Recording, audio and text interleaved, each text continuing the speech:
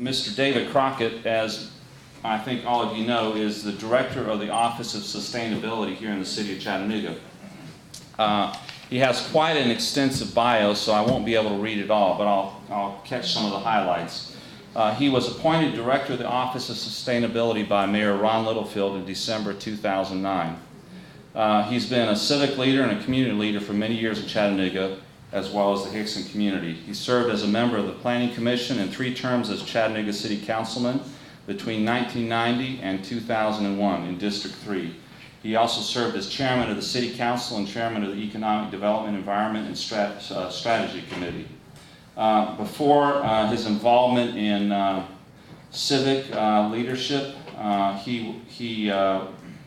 he previously spent over 20 years as an IBM marketing executive and subsequently headed a startup software development company. He has served on numerous national and international advisory boards and task forces, including the President's Council on Sustainable Development, the National Advisory Council for Environmental Policy and Technology, the President's Economic Roundtable, the Asian Pacific Economic Collaborative, the National Wildlife Federation, and others. Mr. Crockett received a BS degree in business from the University of Alabama, and he served as an officer in the U.S. Army. He and his wife, Sue, have been married for 42 years and are members of the First Baptist Church. They have 1 grandchild and 4 grown children. He is an avid hunter and fisherman and member of the Highland Sportsman Club. Please help me welcome Mr. David Crockett.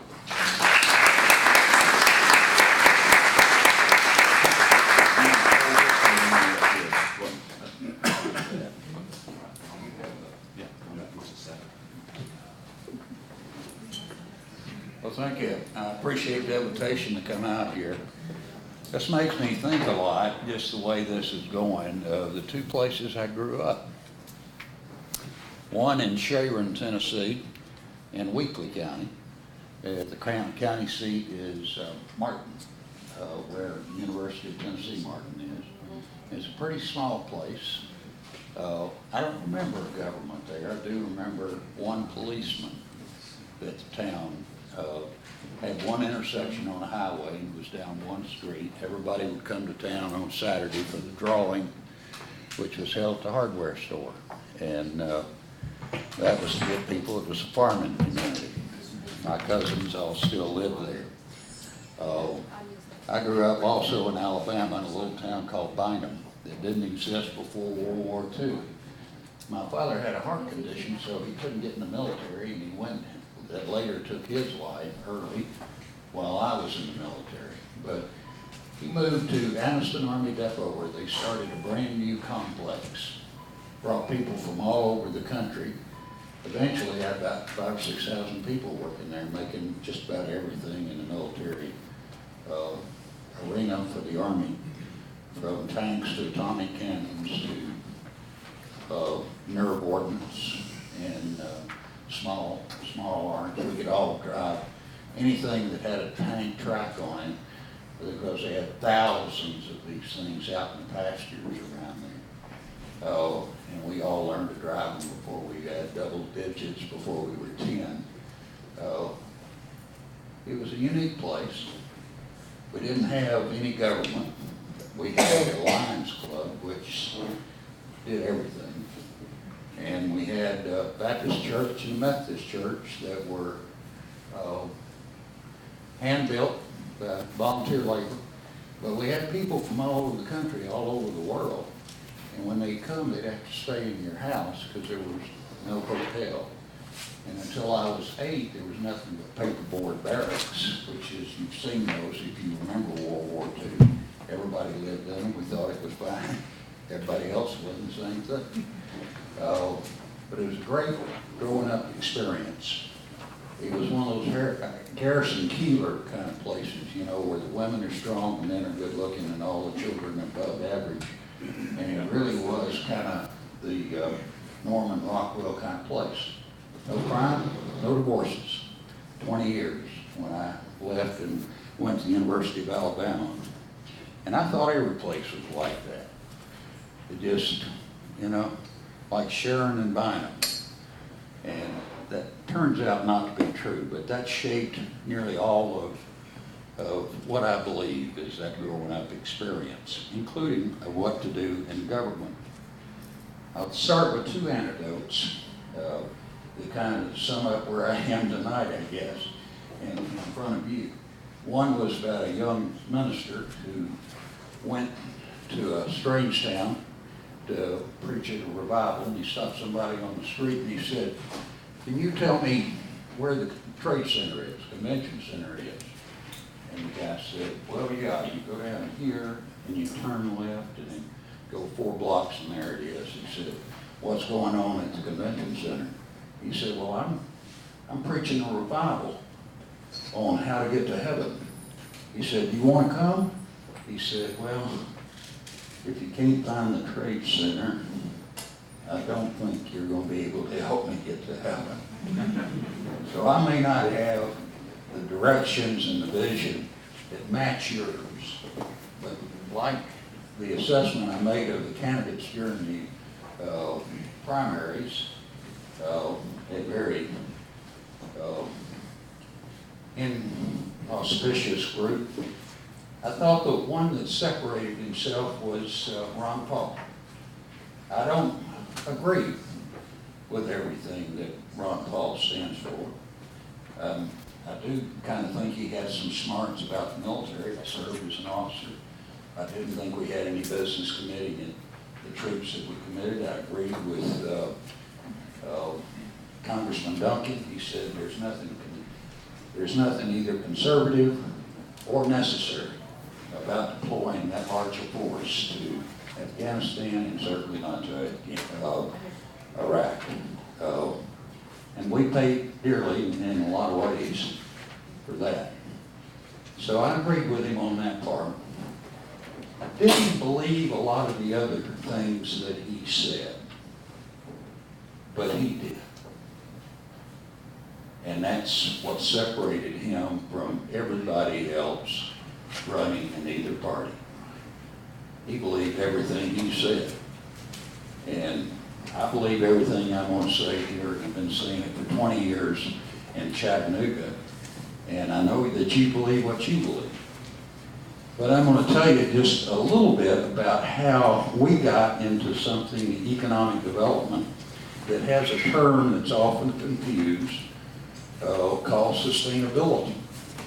And it is, I was talking with a friend who ran for Congress, Republican candidate, and he said, "I understand sustainability from an engineering and business standpoint, but it gets confused over here with something else, with the United Nations or something else. Straighten that out for me."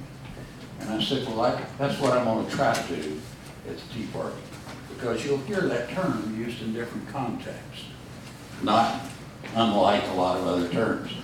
Now I'm going to start with, let's see, Mark, I think we're way down the line. You're not ready for this video? We can set that video. We can show it. No, I didn't know what the time frame was. Okay. Okay, that's a little bit later, but if we No, can, we can start off. yeah, just start with the first slide. Okay, we'll go. It's got the wrong heading on it, but we could just go ahead. Do I do this or do you? Yeah, there's a clicker or something right up there at the top. This thing? Uh-huh. Okay. You'll have to point it at the computer. We're not as high tech as the city of Chattanooga, so we're on a fixed budget here. So.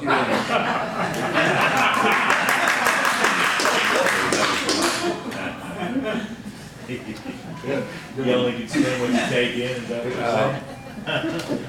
I brought 3 people with me tonight, and I want to point them out.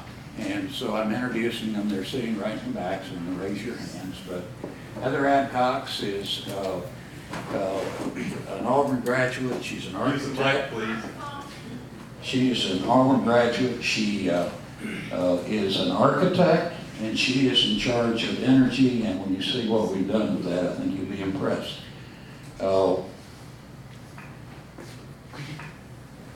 It's the right one. Okay. Valerie Moy is our measurements coordinator. It's amazing that you make decisions in government without data. I spent my life in business, and you make data-driven decisions about where to spend money, what to do, what not to do.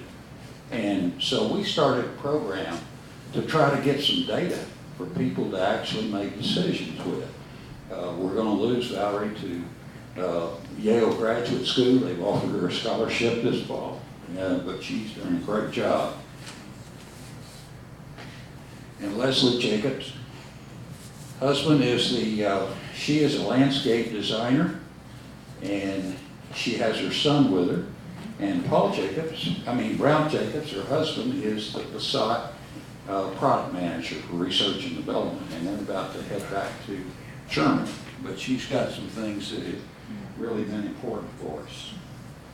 Let me start where we started, 1980s.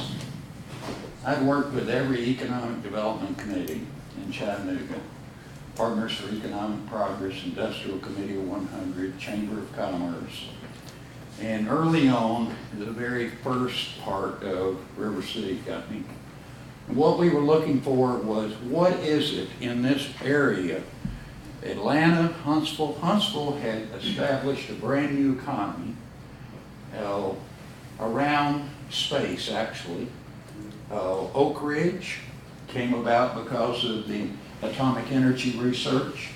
Birmingham, University of Alabama at Birmingham Medical School, and they went from being 66% metals. I used to drive through there at night when I was with my father, ride through there, and the blast furnaces would be going. And those are back in the days where Pittsburgh was called hell with the lid off. Birmingham was just called hell, and Chattanooga was called the most polluted city in America. But I remembered all those times. All these places, Nashville, Huntsville, Charlotte, was smaller than Hamilton County in 1950 census. All of them had figured out a path forward, not trying to sit there and say, I wish for the good old days, but what do we do going forward? And we tried to take the same perspective, to anticipate an emerging megatrend, much like Research Triangle did when Luther Hodges got the Research Triangle Park put together. He was talking about what it'd do for the future. They didn't really believe him because he lost that election. But now there are 50,000 jobs in Research Triangle Park, which is exactly the same size as Enterprise South, 50,000. And the idea was, what is going to be the next big thing? And get into that space early and use it to be the center point of all your strategies. In the late 80s, I was reading Business Week, and it said, the Defense Department said, the pressure on issues like water and environment could be the #1 cause for conflicts in the 21st century. And maybe EPA should be in the Defense Department, which is an unusual idea. That was 1987 or 88, Business Week. And then I read something about Edgar Woolard, who had just become the CEO in 1989 of DuPont. And he said they had spent about 15 years trying to get away from CFCs, which were damaging the ozone layer.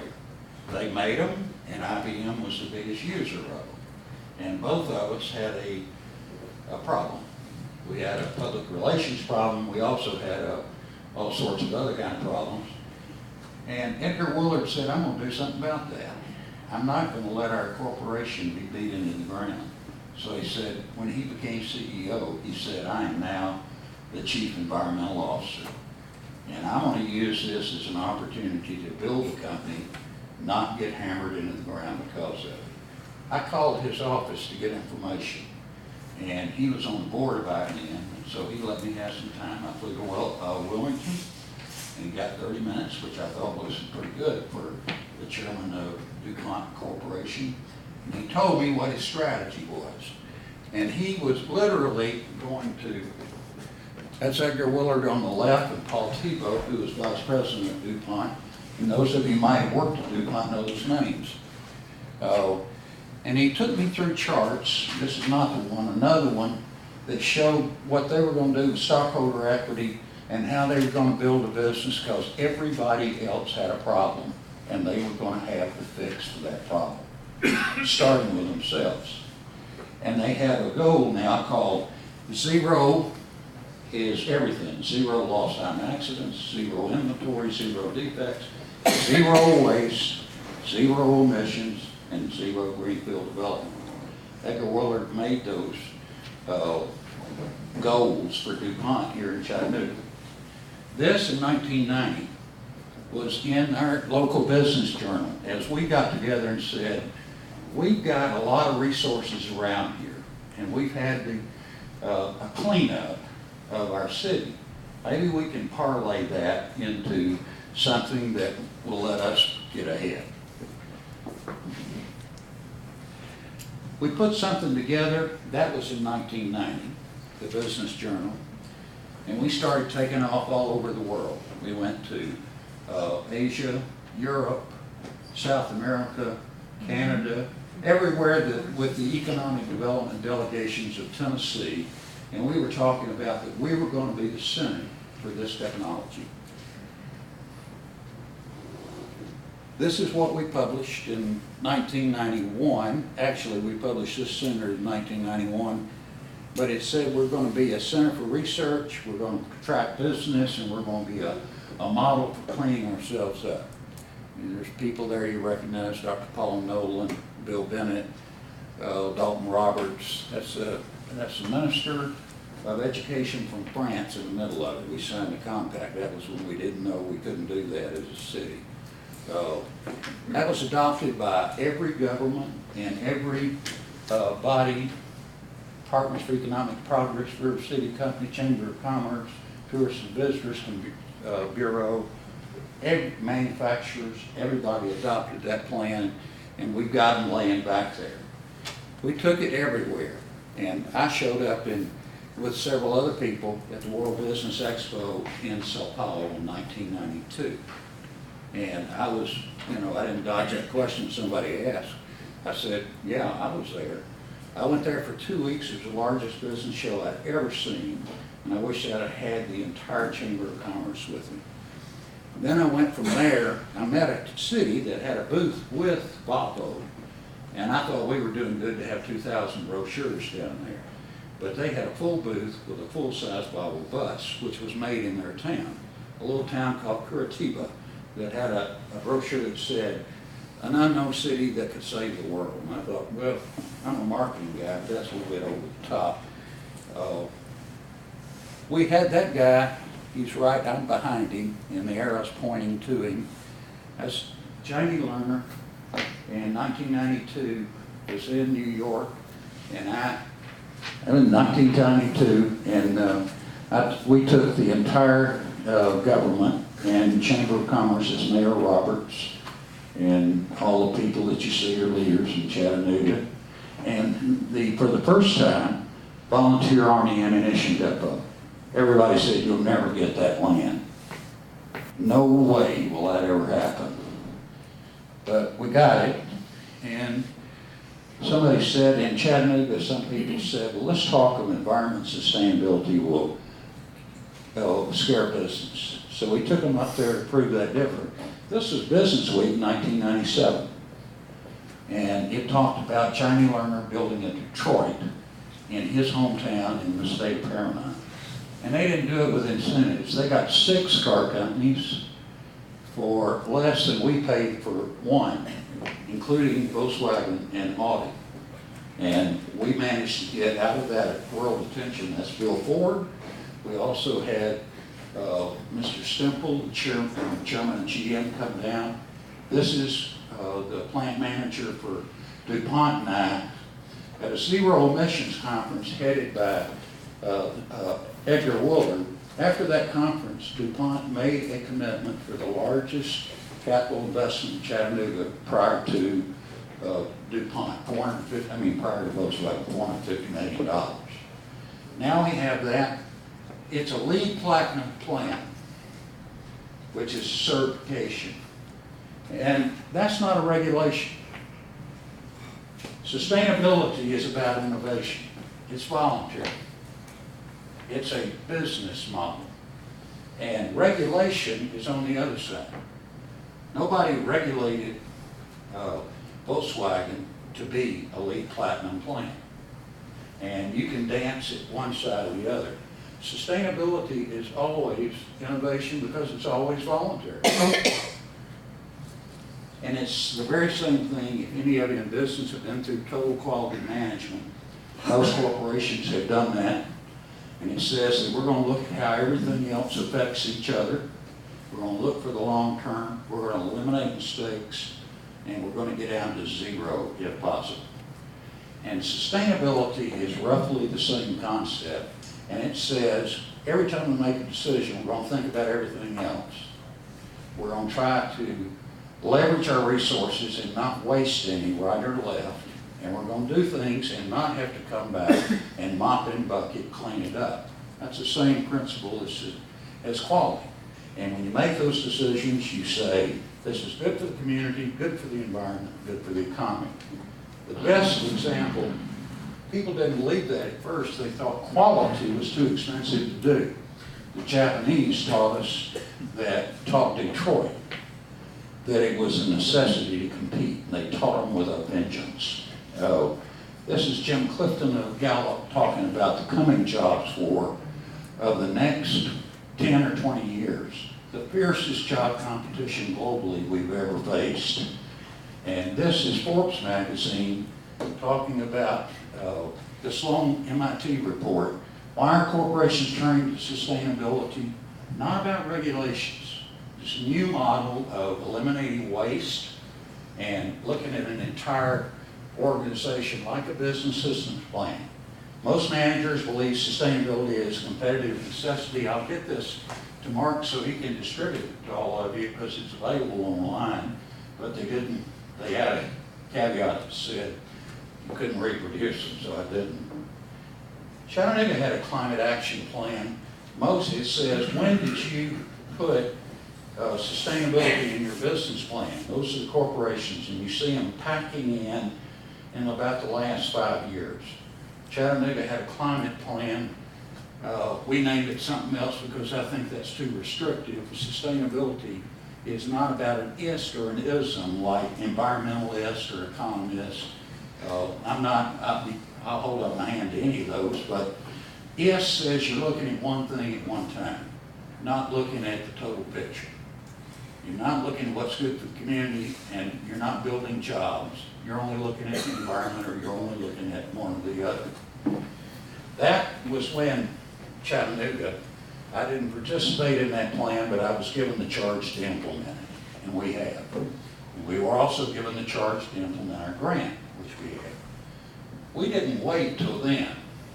Where we got involved was the late 80s. So we were 20-something years in front. And we had these keys to connect us to Atlanta, and the time of cross-town commute from Atlanta. It's not about transportation. We can never justify a high-speed train to get down there for transportation. They don't need our air travelers. They wouldn't notice them if everybody went down there. It says that if you're within 30 minutes of a place, that economy will duplicate itself in your place. It's the jobs, not the huge growth that we want to do. And then the industrial park of the future. Our little organization has been an innovation group. We don't own anything. We're not going to do anything. We follow these principles. They're on the table. You look at them. We link people together, and we practice triple bottom line. We had a grant of $1.8 million, and we will leverage that grant. Our goal was 25 to 1. I think we'll come close. We're at 20 to 1 now, and that comes from a streetlight decision that will replace $20 million worth of lights, and building retrofits will be about $20 million. That will save out of water and energy something around $5 million a year. We're recommending the city not put that back into a capture fund that will allow that to grow every year by $5 million plus interest, say 2%. When you look out at 20 years, you can see how big that is in 10, 15, 20 years. All of the stuff that competes with things that benefit the taxpayers goes and gets financed out of that fund. So you don't have an air conditioner competing with a police car or a road or a ball field or lights. And so it becomes self-financing. That should save the taxpayers money on one end and give them more services on the other. And it'd be the most physically conservative thing we've ever done in the city of Chattanooga. That fund will live on and get big. Our game changers are a lot. I'll just use the lights real quick. The lights started a local company, will create 300 jobs. They will save the city of Chattanooga between $30 and $50 million over the next 20 years, and they will make neighborhoods safe. So it's good for the environment, less energy. Good for the communities. I believe it's going to reduce crime, because these lights are individually radio controlled down to the individual light.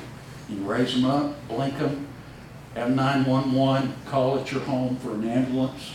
It'll blink in front of your house saying, this is the address. It is good for all three. Now, if you do that with everything you do, and you do it locally, we call that organic economic development, because you can't, if you did 10 of them like that, that could save the city of Chattanooga and the region $500 million and create, if you multiply 10 of them times 500, 5,000 jobs. Just doing 10% of our agriculture within 100 miles will create $1 billion industry and nearly 8,000 jobs. Just doing that. Instead of spending $550 million, and I'll say that was a good decision to get Volkswagen. Everybody wanted that one, but it cost $550 million to create 5,000 jobs. The other way of doing it, growing companies up here, having a venture fund to support it, and saving money at the same time, is to save $500 million and create 5,000 jobs. Now, even for a guy who got a BS and BS from the University of Alabama, spend $500 million and get 5,000 jobs, or save $500 million and get 5,000 jobs. That's an easy one. We'll have to do a little recruiting, but if we grow the companies here, they will stay here. And when you import them and export them and recruit them, you're just another place for a factory if they aren't started here. I'm going to do just a couple of quick ones, Mark. This is our Delight program that Heather did. Our buildings, we've already identified the top 50. We'll put out new building policies. The city never follows its own laws and its own codes. So when they come out with a new code, everybody has a problem. We're proposing the city to move 5 years in front and implement the codes and go through their own processes. We did that at IBM, started ordering equipment for ourselves like our customers had to. We changed that stuff in a hurry when we found out how hard it was for our customers. The city needs to be training itself and training on projects in advance of developers and contractors having to do that. Zero waste that's an idea that you take that from the carpet companies and from DuPont, and if you go for zero, if we save $5 million a year on lights, we can save twice that in the amount that we spend on waste. And we've got a specialist that works just on that. This is the most important thing in front of us. We've always done stormwater like this. This is Philadelphia in 1910. That's William Street, Chattanooga in 2010. Same thing. We spent twice as much money under the ground to do pits to absorb water in the last 15 years as we did for Volkswagen. And that's what they look like. Does that help you? Can you think about how that's helping you? Didn't create a job, but we spent $50 million on Volkswagen. We spent nearly $100 on those things. We're about to do it again. What we've got to change is infrastructure that is under the ground to infrastructure that is on top of the ground. Because when you do the stuff on the right, not only is it 1/3 as expensive, but it has 3 times economic impact. And it changes the way things look. A street that looks like that you put that under, it looks like a street like that when you get through. No economic impact. If you do that street with above ground infrastructure, and that's porous concrete, those are specialized tree trenches, that's a bioswale down there, and green roofs. They sound kind of funny, but it soaks up water, and it eliminates, it turns the street from that. That's an actual street design, looks like North Chattanooga, but that one's being done. That costs $900,000, and all the water that runs off of it, which is an acre, is a football field without the end zones for everybody who didn't grow up in the country. And everybody knows what a football field is. Every football field runs off 1.4 million gallons of water in Chattanooga. That turns into billions, and it costs a fortune.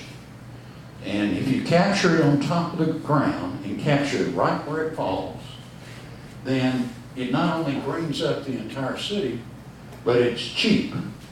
And the sustainable design is to take a roof, integrate it with the gray water, integrate that with the parking lot, which irrigates the parking lot. No stormwater runs off of it, so you don't have a stormwater bill. The objective is not to have a stormwater bill.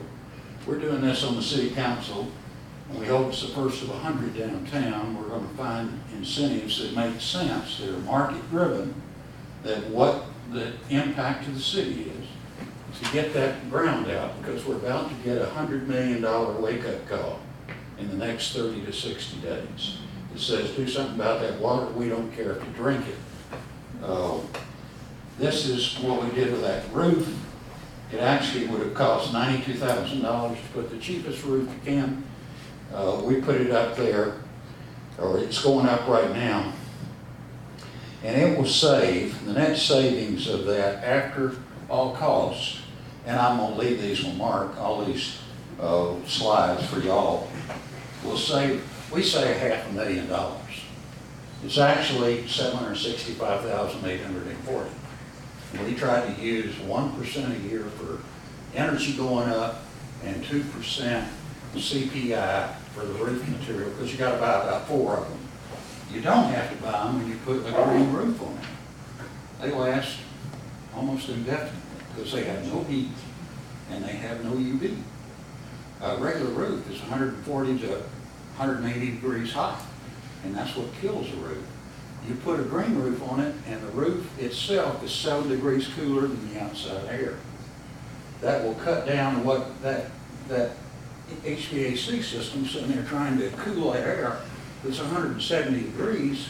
That's a big job. It's going to burn a lot of electricity. If it's 80 degrees or 75, then it's pretty close. This is the backyard of what we did in the city council. That runs off water right and left. And there's no way it goes into, a big pit. If we put porous paving, and now I'd like to do that little thing. If you put that pavers right there, they were invented by the Roman legions, by the way, 2,000 years ago or more. And it's the very exact same design. They're made in rockwood.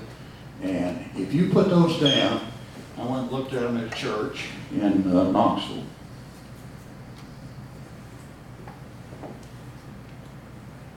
Do I have to do something?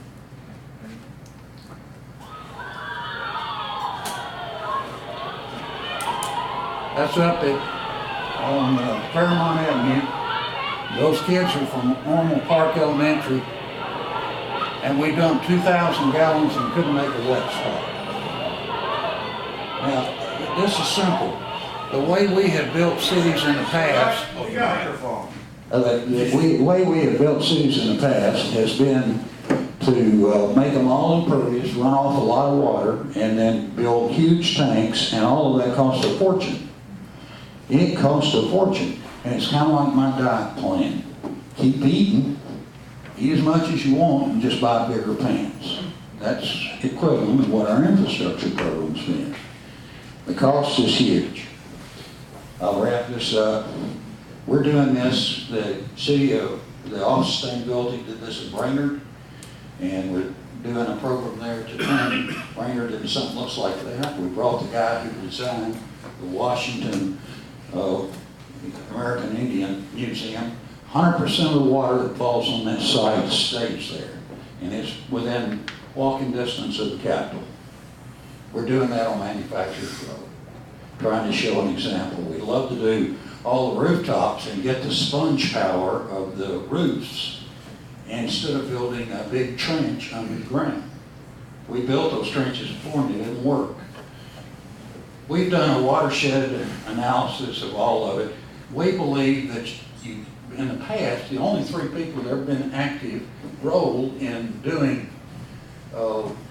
stormwater have been the public works, consulting engineers, and the regulators.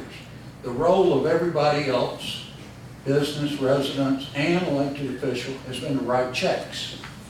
That was their participation. And they keep writing bigger and bigger checks. And we keep creating a bigger and bigger bill. We want to break that down where everybody has an active role in it. If you do it on top of the ground instead of below, it's 1/3 the cost, 3 times the benefit, 10 times the jobs. And it's new to engineers, but we face that in 30 days. That's a decision. This is what the Office of Sustainability has been about. It'll be reorganized out of this, but it's about looking at all those things, and it's about having a meeting like this instead of the ones that a lot of these big federal agencies have, where the ideal meeting is nobody shows up.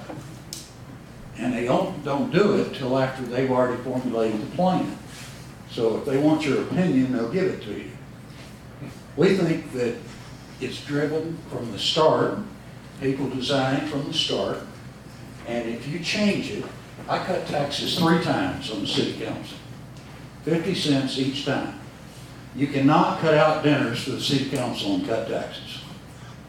Or stop buying extra pencils. You ought to do those things, but we had to merge the school systems. We passed a sales tax. We passed an ambulance merger. And we managed to save $20 million on a $140 million budget. I initiated all 3 of those things. And I can tell you they're character builders. Nobody likes them. When you start really trying to cut taxes, nobody's going to like it. Whoever would have thought. A lot of people don't like the things that we've done that have saved $5 million. And they won't like the things we'll do with waste that'll save $10 million a year. And maybe not the infrastructure that would save 5 times that. But you have to do something different if you're going to cut enough money to cut taxes. Our little skunk works has taken $1.8 million, has multiplied it, has created a $5 million a year savings. That will be over a $100 million fund. And it's all because we did it a different way. Thanks, Mark.